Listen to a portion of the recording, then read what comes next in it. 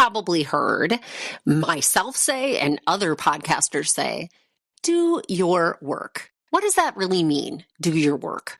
When we get down to it, what are these, motivational speakers, coaches, therapists talking about when they say that they want you to do your own work? That is really what's impeding you from getting where you want to be in life. So if you're feeling stuck right now, if you're self-doubting yourself, if that inner, mean girl, as I call her, or that inner self-critic is really loud in your life and keeping you back from a centered life thriving, then, usually our answer in general is do your own work. But what does that mean?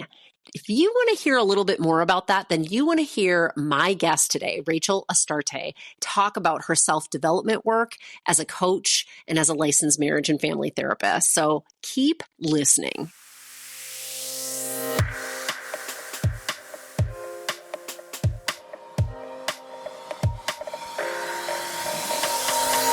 Welcome.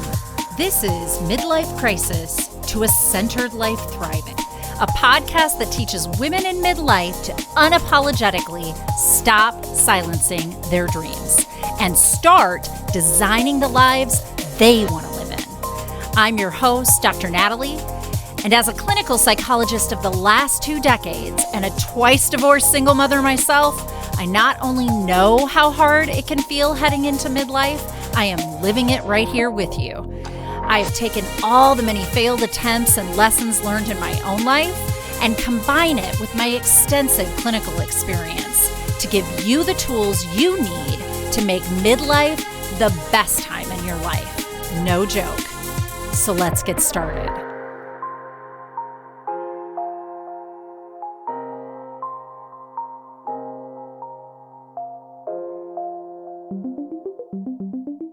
Are you on my mailing list yet? Because if you're not, you really should be. You want to join at learntoloveyourstory.com. If you scroll down, I'm giving away a freebie for you. Honestly, you know what it is? A free course. I sell online courses, but this is a course just for you. And it's about freeing yourself, letting go of what others' expectations and ideas are for you. That nagging self-doubt in your head, it's usually fueled by your consideration of what others think of you over your consideration of what you think of you. And so I teach you in my video all about what is underlying that kind of self-doubt and how to get out of that conundrum. And I give you a workbook that goes with it that helps you to build the skill sets that you're going to need for that. So please make sure you're on my mailing list, because at the least, you're going to get a free gift. And at the most, you're going to hear about all the things that we're doing on Midlife Crisis to a Centered Life Thriving and learntoloveyourstory.com. And you don't want to be missing out on any of the new things that'll be coming your way. Welcome back, everybody. We have a great guest with us today. Rachel Astarte is a licensed marriage and family therapist, and she defines herself as a holistic psychotherapist, transformational coach, author, and educator, specializing in self, solitude, and service. She offers down-to-earth guidance for socially conscious seekers craving balance in turbulent times. Rachel is the author of Celebrating Solitude, How to Discover and Honor Your Highest Self, as well as novels, screenplays, and articles. I'm really excited to hear more about that, all of which focus on self-development and connection with our human and our non-human family. Rachel's podcast, Self-Talk with Rachel Astarte, helps listeners negotiate a healthy relationship with themselves and others. Welcome, Rachel, to the Midlife Crisis to a Centered Life Thriving podcast. We are so excited to have you here. Dr. Natalie, it is an honor. Thank you so much. Thank you. So my first question for all of my guests is, tell us your story. What brought Rachel to this moment in time? Yeah, it's a great question to start with, right? Where did it all start? Right. Well, it started when I was very little. I was always drawn to the self and why do people do what they do? But I was also really drawn to nature. And so I began to sort of combine the two, even as a small child. trying to understand our relationship with nature and trying to understand our relationship with other human beings. I was a very solitary child. And so that's another focus of my work. Yeah. Talk about like taking your childhood dream and making it a Exactly. reality, right? Exactly. Using So, your gifts, for sure. yeah, You're using your gifts. Yes. 100%. And so for me, it was just about finding this beautiful balance between being your authentic self and taking that out into the world. And so I started very young as a writer and as an actor. What I loved about writing, of course, I started with poetry. My father was a poet. And I started to write poems about things like nature and things like the self. Excuse me. And then, I was an actor as well. And what I loved about being an actor, and I did that for many, many years, I loved that I could take somebody else's character and breathe life into it and make that a real being. So that was super exciting for me. And so as I got older, as it is with writers and actors, it's hard to make a living. So I went back to school to become a transformational life coach shortly after my son was born. And I loved doing that. I'm also a clinical hypnotherapist, so I love to do guided meditations and all of that. But I began to realize that even that was not fulfilling. I was starting to get more interested in my clients' backgrounds. I was getting dangerously close to doing talk therapy with them, which is not legal. So, because coaches are coaches and therapists are therapists. Therapists are therapists. Yep. So I Believe me, I know when I have my legs in both worlds, this is a big deal. Yeah. Yeah. And I think this will speak to your listeners. I had a midlife career change. And so I was, I guess I was 46 when I went back to school to become a marriage and family counselor. Wow. So I didn't get licensed until I was 50. So well, how about that? The ladies and out good there for know. you.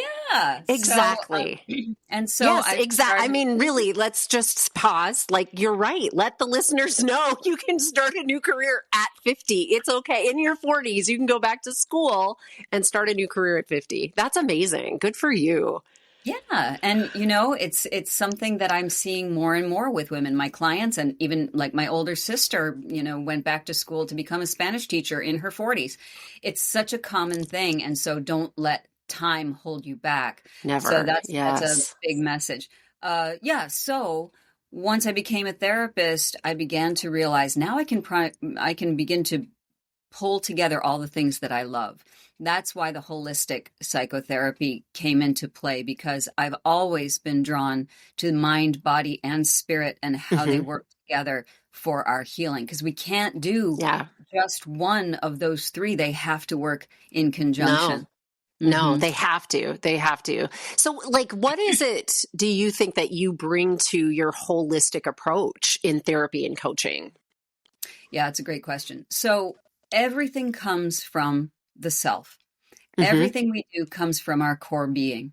So when we get all of the chatter out of the way and all of the stuff that we've been taught or society has told us about ourselves, and we get very quiet and we learn, what is it that motivates me, right?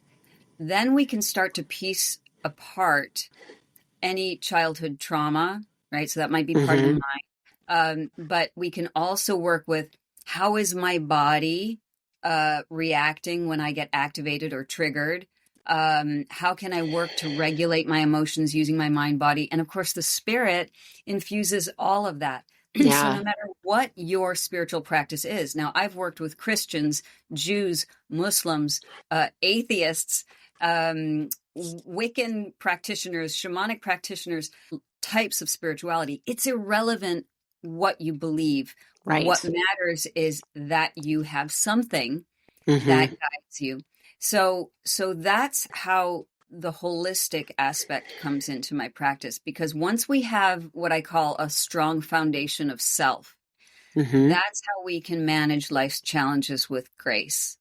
It also helps us to live an enriched life, a fully human life. But most importantly, and this is the big part, I do what's called socially conscious self-development, which means we don't stop with us. Living your best life is fantastic.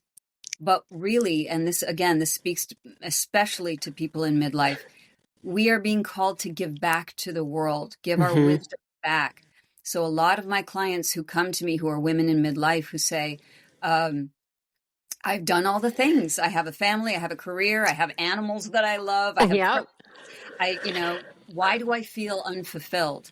And that's one of the reasons, is because we are not totally. living up to our full potential, which is we're meant to share our wisdom. Well, something else occurs to me as you've laid it out like that. You're talking in your holistic way of anchoring back to the self as the core. That's the anchor. And Yeah. then once you've built that up over time, then the whole idea is you go out into the world and spread that wealth, essentially, your internalized wisdom, your gifting to the world. And that is kind of how this all works. But I think that the programming and social conditioning that we've had would tell us the reverse, as women, especially, that are caretaking and are having the families and having the pets and being in careers that are serving others, that's our hustle for worthiness. But then, of course, we have no anchor. We have 5 bazillion anchors.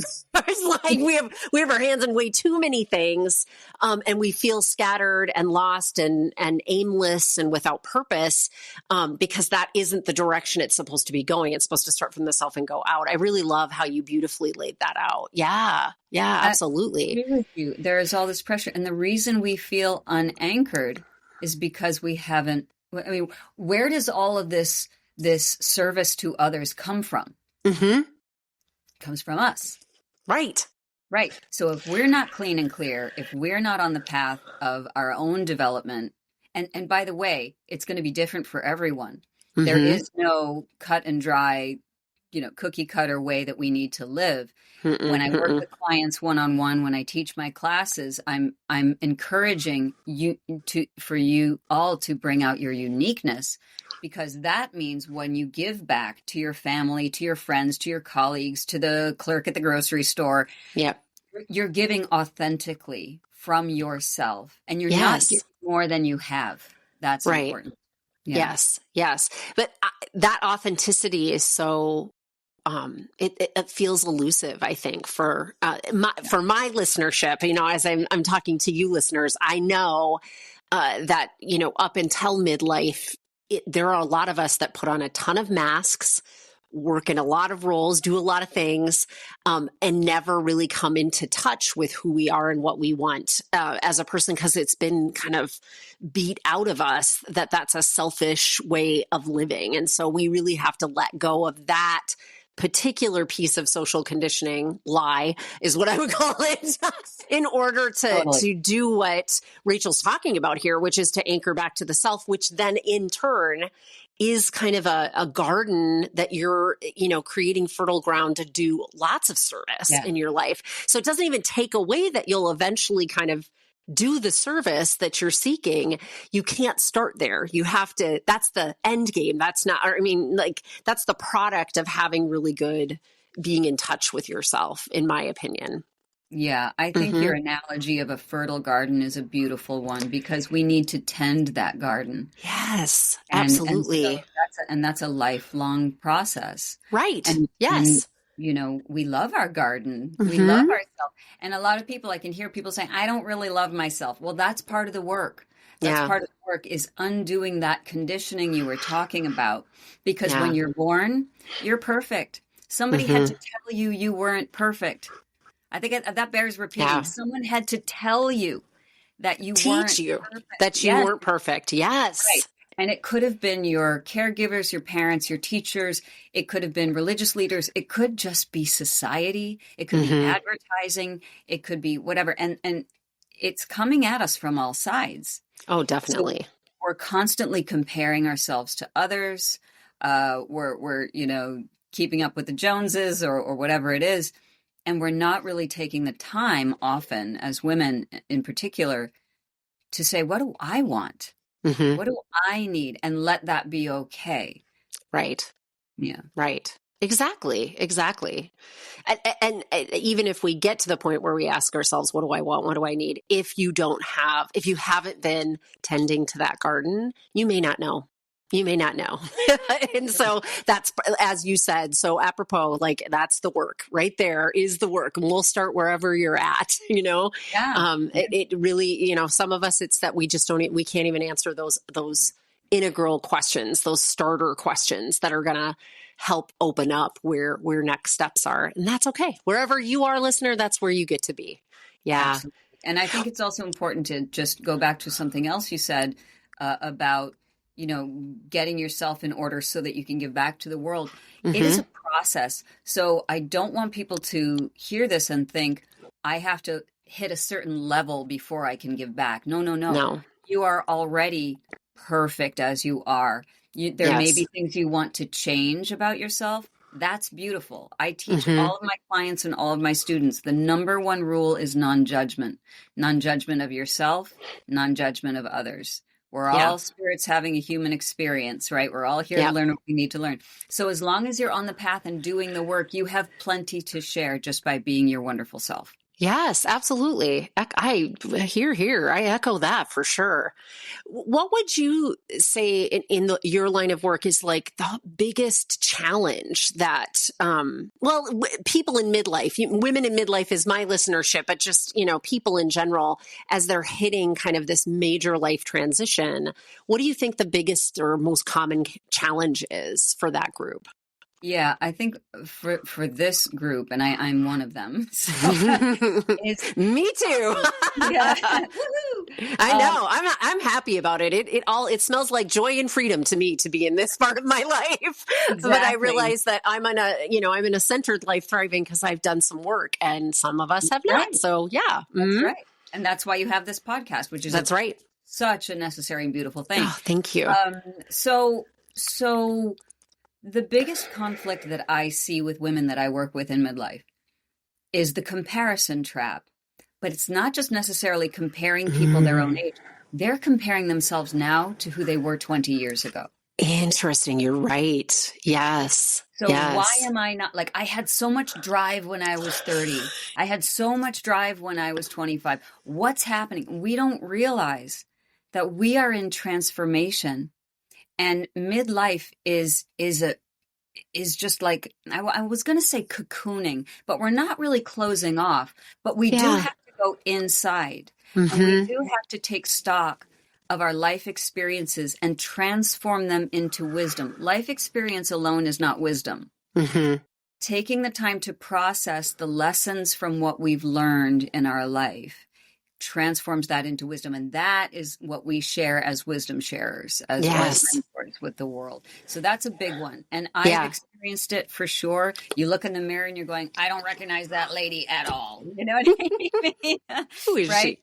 And we have to create a new relationship with ourselves and see ourselves as emerging, not dying. Oh, I like it. I like it a lot. Okay, wait. We got to put a pin in, have a relationship with yourself because we definitely need to circle back to that. I love me a good metaphor. And so I actually liked it when you were like the cocoon. I'm thinking to myself, you're right, because what it, really is a metamorphosis. It's not a death or like something is going away necessarily. It's just that at this stage, there is kind of this whole body, mind, spirit change. And if you're willing and open to it, that transition goes easily. If you're pushing against it with lots of times with that conditioning, with what you've been taught to believe about yourself and your world, it's a lot harder. It's a ton harder when you're clinging to these old ideals of what it should look like. And what I in my, in my 20s, I could do this. In my 30s, I could do this. Why in my 40s and 50s am I not being able to have that kind of drive? Well, your body, mind, and spirit is metamorphosizing into something completely brand new. And if you're along for the openness of that journey, no, it won't look like it did in 20 and 30, but it could look amazing. And then you had, both sides of that, right? You're amazing then, you're amazing now, just very different than where you started from, for sure.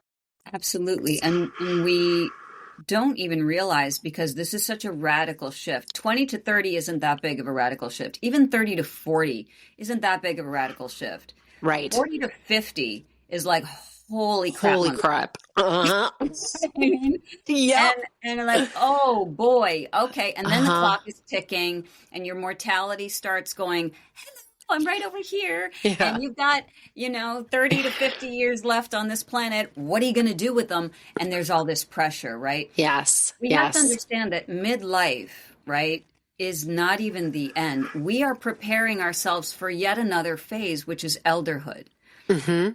That's important. After 65, we step into our true shining moment. Yeah. So there is a metamorphosis that's happening. It's like, okay, ladies, it's time to gather your life experience, learn from it, know what's what. And by the way, this is a blessing. Yes. People are going to be surprised. This is a blessing of perimenopause. Yeah. What? A blessing of perimenopause? I know. Yeah, there's a blessing. Okay, everybody listen quick. Yeah. The blessing of perimenopause and moving into menopause is that we learn to discern. We just don't have the bandwidth, the energy to deal with the crap we did at 20 and 30 and even 40. No, we're done. Mm-hmm. And so that's a good sign of I'm stepping into my power. I'm stepping into my voice. Right. So instead of letting it deflate you, let it inflate you. Another thing about perimenopause and menopause. So I'm postmenopausal for a few years now, and I can say from the other side, it's beautiful. Good. Because I'm banking on that. Just get through. I was psychotic during perimenopause.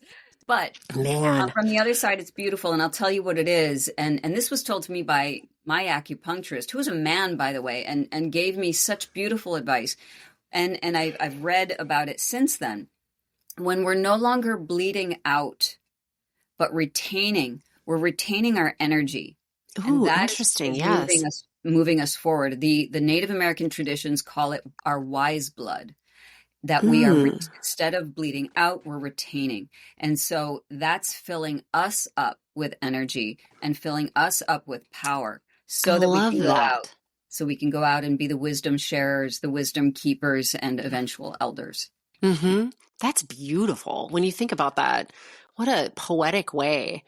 And I would say there is a gift. You're right. I mean, it's one of those gifts that you were given through the sandpaper kind of smoothing us down over time. So perimenopause feeling like that sandpaper, but you're absolutely right. We have no margins at this point. Like physically don't have margins because there are all of those changes happening, which then translates or transmutates into spiritual and mind, based limitations and just no margins. And so we're going to be much more discerning. If we are open to it, we can learn that discernment about where our energy goes, because we don't want to be just handing it out to any old person on the corner. The first person who asks for something, which might be part of our old programming, like, yes, yes, yes, I'll say yes to all the things and just hopefully I'll have endless energy. Not going to happen. So now you have to be really discerning about where you place that. Mm-hmm. Yeah. And sometimes it happens for you because you find yourself getting angry or deflated or short-tempered or passive-aggressive. All of those are indicators that you're leaking your energy. Yeah, and definitely. So that's the work that I do with people's health. Let's bring that back in. Let's bring that back. Find out what's okay for you. And learning how to say no and learning how to ask for help. Yes. Is something that is just not taught to women. It's not an option. We're just, like, it wasn't on the menu. We were never taught that part. We were taught about how to say yes in several different ways. No was not on the menu. I don't think. I don't remember that being taught to me. Just saying. I'm going to circle back to having a relationship with yourself. Talk a little bit more about that. I am big. I mean, my website is learntoloveyourstory.com. And my original message really was that self-love kind of can heal all things. It really is. It's the secret sauce that will help you expand and expound in your life. it's tricky to do. And so I created, my 5 courses, and I have my group coaching package kind of based on teaching you the skills of getting to the place of self-love. But I want you to talk to us a little bit more from your perspective. Why is it so important to have a relationship with ourselves, especially at this age? Yeah. Well, as I mentioned earlier, it's everything we do comes from us. Mm-hmm. So we are the source of the energy that is generated outward into collective consciousness, into the quantum field. We, as insignificant as we might feel on the planet or in the universe or in the cosmos, we are so important because we are feeding the energy all around us. Everything is energy. There are no physical building blocks of life. Mm-hmm. It's all vibrating energy. You know, when you walk into a room, if the person in the room is in a good mood or a bad mood, if they don't even say a word, That's you can right. feel their energy, Mm-hmm. right? They can feel yours. So it's so important to do this inner work. I don't even like to call it work. I call it a self-adventure.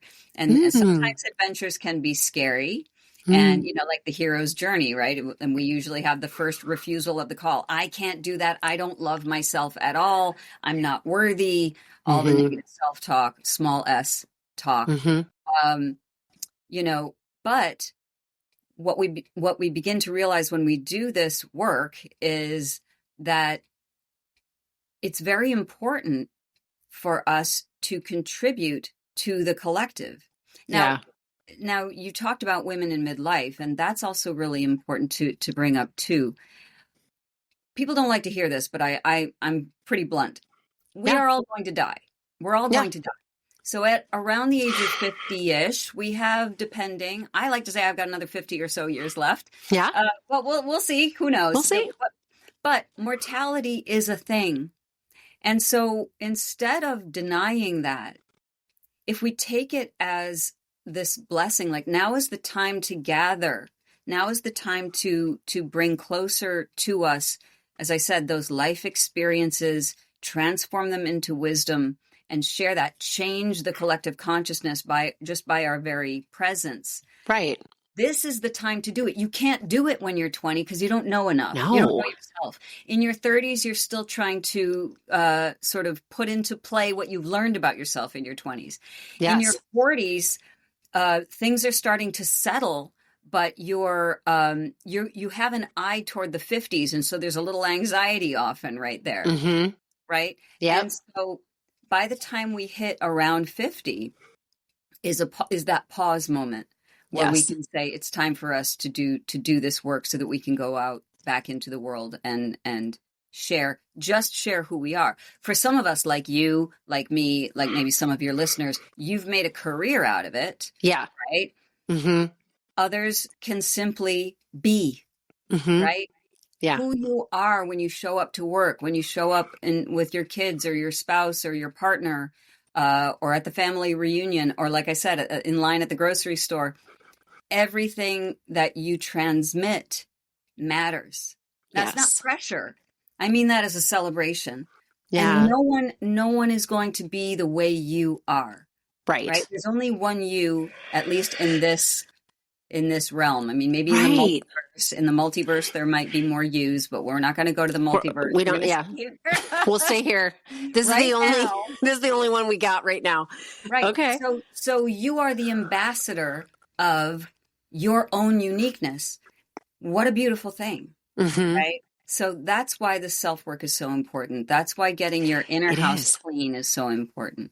It is. And I'm also struck by that only you then can intimately know you, and so love, it really takes that level of intimacy, right? Yeah. And if you're going to start and do this introspective work, if you're ready for that and you're looking for more ease at this stage and you want that centered life thriving, you're going to have to get to know this person that you're going to be doing this work with. And I know that it seems like, you're talking to two therapists. We know we sound a little therapist-y as we say these things. And yet, like, we think relationally. We always do. We anthropomorphize, animals. We anthropomorphize, which means we humanize all of these things. Our car, we give them names. Seriously, we know your favorite bag. You probably, have anthropomorphized your favorite bag. So that's all to say, that's how humans operate. We operate via the connections that we have with others and with our things. So why wouldn't we have a connection to ourselves? Now, we haven't been taught that. Traditionally, the social, conditioning that we've gotten doesn't necessarily do that. Some of us came from some family systems and maybe some spiritual or wisdom traditions that did. Not many of us did not in Western culture. And so this is the time. I mean, part of the not having the margins is this is the time to reckon with that, because you only get one you, and you are the only you that is ever going to be for billions of years. Never, ever before has in the 8 billion of people on earth been a you, and for the billions of years after. And so why not get to know this woman? She's amazing. She's the only version of her. And I love how you said, some of us kind of create a career around our own self-work because that's part of our service to the world. Yet, even if it's just so that you can show up differently in your relationships as they stay, in the careers you're in the community work you're in the friends and family relationships you're in, all still very important that energy is getting spread throughout the world.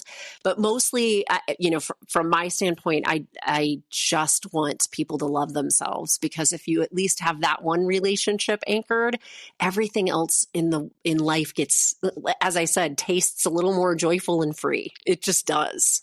Yeah. Mm-hmm. Yeah. And love is at the root of everything. Mm-hmm.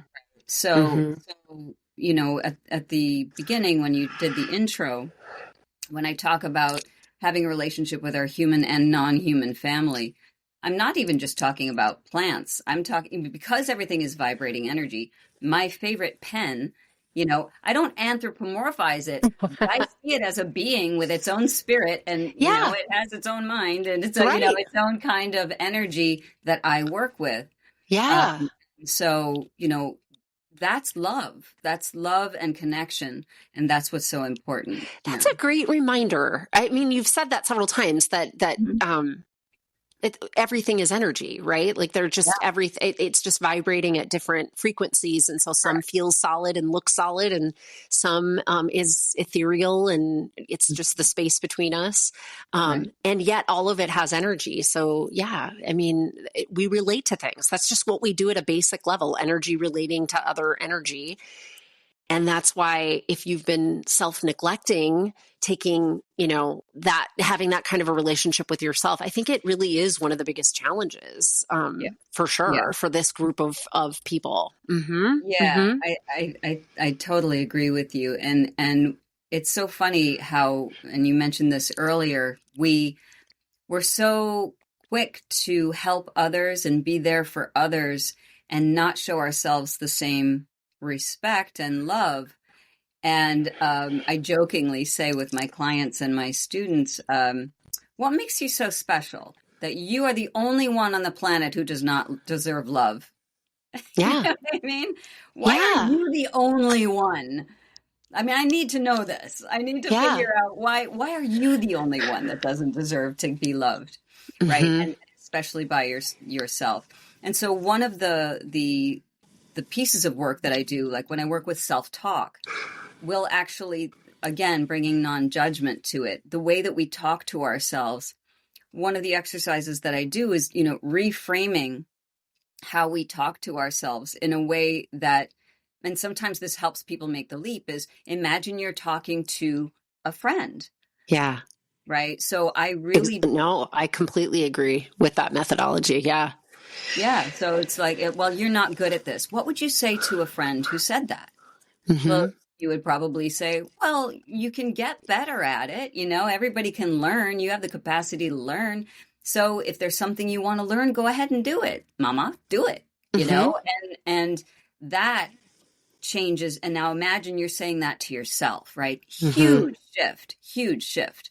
And Totally. that's your highest self, your capital S self talking to you. Mm-hmm. And that's the relationship we want to get into a dialogue with, is with our highest self. I am a huge proponent of talking to yourself out loud.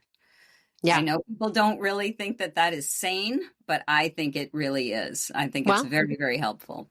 I think it is too. I mean, from a neurological basis, Mm-hmm. as a clinical psychologist, I am an advocate of communicating with yourself in different formats because it uses different parts of your brain, and the Oh, more yeah. parts of our brain we're using, the more strong and quickly we're creating neural pathways. I mean, I think it takes, I don't know, like 250 times ish for you to learn a new thing, for it to fire 250 times in a neural pathway, for it to become an actual pathway in your brain. The exception to that is if you're doing stuff in play, then it only takes about 40 or 50 passes in your brain to have that solidly go in, which is, one of the little sneaky truths of why kids are such great learners, right? They're playing all the time and everything is being learned in play. But we can tap into that too. We can biohack that too if we want to. But yeah, I think that's it. It's important to put that in perspective. Like we do have this capacity to learn. But the more we talk to ourselves, the more we write it down in a journal, the more we talk to somebody else about it, the more we, any way of creating self-reflection, as many times as we can do that, the quicker this stuff will come to us and start to click and start to be kind of second nature instead of the effortful process that it is during the learning part of the Yeah. phase. Mm-hmm. So all of that is so important. And yeah, journaling, as a writer, I'm a huge proponent of Right. keeping a journal. And sometimes my clients and students will, bring notebooks to their sessions and they read, and they read their dreams, they read something they were working on. So that's also extremely vital to lock that information in. Yeah. And also the other part of it is community. So when I teach my classes, they're usually a smaller group, and that gives us a chance to really speak to each other and listen to each other. And if someone's coming, so my classes end up to some extent being a little bit like a group therapy session, but also a little bit of a class. Yeah. And, hey, I've been working on this week, and we will share our thoughts and supports for one another. And that's really helpful too, because then it's not just you're the one with all the problems and you're showing up to class or whatever, but you're actually able to say, here's some wisdom that I've picked up along the way. Mm-hmm. Maybe it will help you. And that's the community. So this is what we were talking about earlier, sharing your wisdom with the world or sharing your true self with the world. And you don't have to be a scholar or fully self-actualized. Just having gone through something, you can help someone else. And so that's why the other aspect of my work is about self and community. Right. In fact, my slogan for my practice is unity through individuality. Oh. Because a community is only as strong as the individuals that comprise it.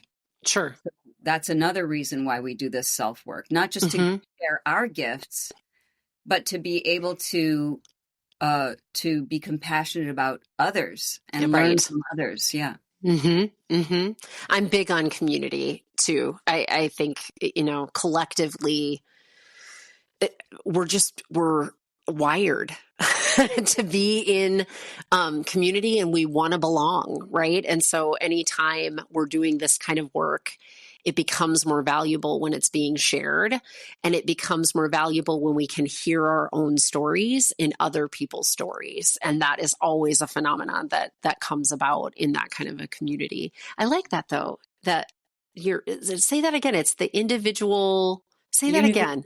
Unity through individuality. Unity through individuality. I love that. That's a really great way to frame it. So tell us a little bit about your book and your writing. I am big on writing. I'm trying to do more writing in between all the other things that I'm doing, but I would love to hear a little bit more about what inspired you to write your book, and plays and everything else. Just go for it. Tell us a little bit about it. Well, the Celebrating Solitude, How to Develop and Honor Your Highest Self, that actually, I got inspired to write that book when I came back from a long trip to India. And I was, I think it was 37. Yeah. And I came back and I realized while I was there, I was a single lady in India. And I realized that the community, the people were treating me very differently than maybe other people, that somehow it was as though I was already dead. I was an old woman because I was single. There was no hope for me, and again, that was cultural, but at the same time, it made me think, being single at 37, I have to somehow be okay with the fact that I may be alone the rest of my life. And what am I going to do to make that okay? Okay. And so I was living in New York City at the time and living by myself. I had no roommates or anything. And I thought, well, let me dive into learning that self-love, learning how to love this Rachel, right? So the book came out of that. And the reason solitude is so important is because we are shutting out the chatter and the influence of everyone else around us, at least for a few minutes a day. So the book talks about how to develop a solitude practice. So it's a commitment that you make once a day. That could be 5 minutes. It could be a couple hours, depending on what you have. It could be 2 minutes. Could be your time in the shower. You know what I mean? Whatever it is. But that you are committing to doing something that you love. Could be journaling. Could be taking a walk alone. It could be reading, knitting, whatever it is that celebrates who you are at least once a day. And then talk about the neural pathways. That's burning into your neural pathways the understanding that I am important. That it is. My needs are important. So it's not selfish to take time for yourself. And we talked about this a little bit earlier, but it's important to stress. If you don't take time for yourself, then anything you give to anyone else is inauthentic. Yeah. Because it's like having a party and filling everyone's drink glass with an empty pitcher. You have to fill your own pitcher first. You have to recharge your own battery. Right? So you're actually doing, when you take time for yourself or do things for yourself, for the people pleasers out there, you're actually helping others. Yes. Because you have more energy to give to them. Because one thing we know about love is that it doesn't run out. It just keeps growing. Yes. So if you are doing for yourself and showing yourself that love, you're not going to run out of love. You're going to create more love, and that spills out, and then you have a lot more energy to give to others. So that's why taking time for ourselves is so important. So that's what that book is about. And it walks you through how to create a solitude practice and why it's important and all of that. Yeah. My self-care course is called Selfish is the New Selfless, because it's based on what that connection you made. Like, when we start to fill this pitcher up, then we can fill the drinks at the party, right? Like, taking care of ourselves actually is the first step in taking care of all the people in our life. And I think there's just been this, conditioned idea of what selflessness means. And so it was a play on words with that. Like, I want people to take care of themselves so that they can do that kind of service instead of depleting themselves in pursuit of that kind of service. That's beautiful. Yeah, I write in my book, it's not selfish, it's self-ish. There you go. I love it. Yep. Yes. Ish. Yep. That's right. And it's important. We can't, if you've ever tried to talk on your mobile phone with no battery, it's really hard to communicate. Yeah. So you have to charge your battery so that you can communicate in an authentic way with other people. Completely. All right. So what little bit of advice do you have for my listeners here if they're on the front end of this, they're still feeling more in the stuck place and not in the I'm open and ready to kind of see where midlife will take me and where my transformation is going to take me. What's your advice for that woman? The woman who is stuck. Stuck. Mm-hmm. Yeah. So I found for me, it's the very first thing, again, is non-judgment. Start to just practice a little non-judgment in your life. What is yourself telling you about yourself?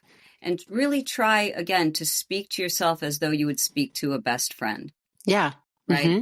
Just practice that. Just take notice of where you're judging. And then ask yourself, where is that judging coming from? Right? I'm 54 years old and I don't have a bikini body. Who told me that was important to have? Yeah, exactly. Right? Mm-hmm. You know, somebody's selling bikinis. That's the answer to that question. Yeah, exactly. and yes, and the entire advertising industry, right? Yep. And to some extent the patriarchy, but we won't go into that story right now. No, you know, but no need. Right. And so just do a little gentle self-inquiry. Start with that. Just notice without judgment, where am I being hard on myself, and how might I begin to reframe how I speak to myself in a more loving way, and just see what happens. Yeah, exactly. I love that. I always frame it as stay curious instead of staying judgy.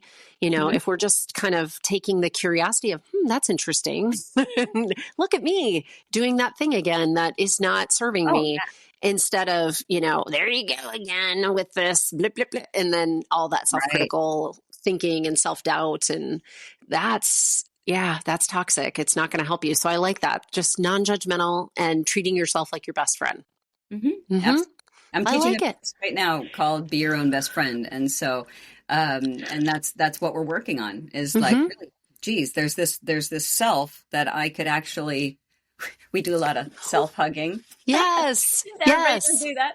It's a lot of fun. I mean, it really does feel good to hug yourself. It does. But, there's, I mean, that's a little tongue in cheek, but it does actually, talk about working with your body. It feels good.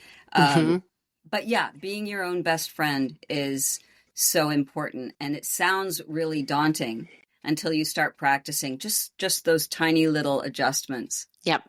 Right. Okay. Well, tell us a little bit about where my listeners can find you. I know that you're opening up your one-on-one coaching.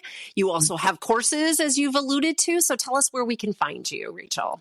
Yes. The easiest place to find me is at my website. So you can go to rachelastaretherapy.com. If that's too much to remember, you can go to myselfpath, myselfpath.com, and take you to the same place. Get on the email list, and then you'll know about all of my upcoming offerings. I do see clients one-on-one.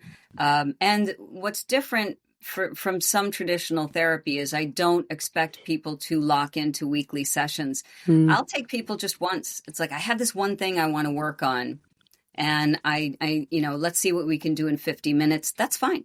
That's fine. You can just go on and we can do it that way, or through coaching. Yeah. No, great. And we will always have links to both in the notes for this podcast. So they can click on that too, if they're someplace where they can see the link and they can go straight to your website. But that's great.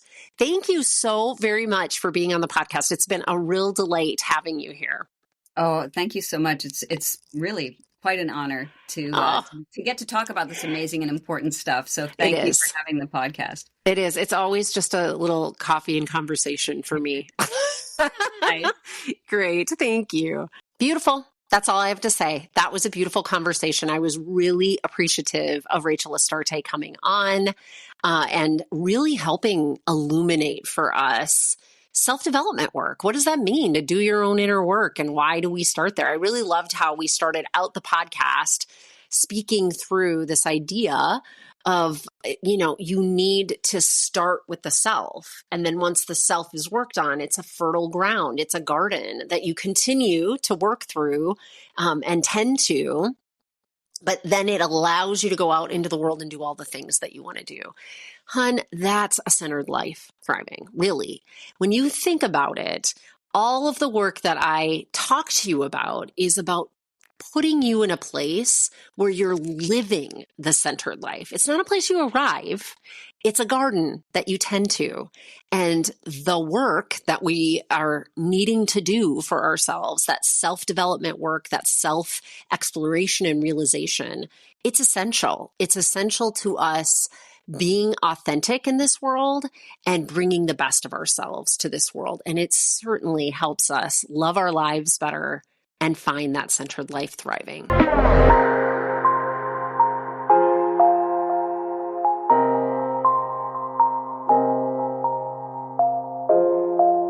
Because I am a licensed clinical psychologist in the state of Minnesota, I have to make sure at the end of each of these episodes that I give you the disclaimer that none of the material that I talk about in these podcasts is meant to replace any kind of therapy or formal medical or mental health treatment. And in fact, anything that I offer on my website, my coaching programs, any kind of psychoeducational materials that I release are not a replacement for that level of care. So just take that into account when you listen. This is information for you, and hopefully you find it of value, both as an educational tool and for your entertainment. And I also want to mention that if anyone you know is in a mental health crisis, needs additional help, I always include these 2 crisis resources. They're available to anybody.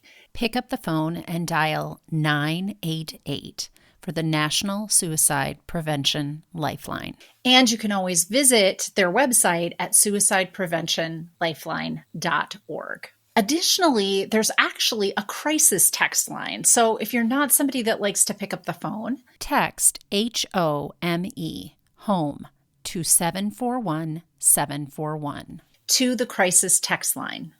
And you can find them online at crisistextline.org. Thank you for listening to my podcast, and I hope that you like and follow me wherever you get your podcasts, and maybe consider leaving me a review. It always helps me to keep this podcast relevant when I know what you want to hear about.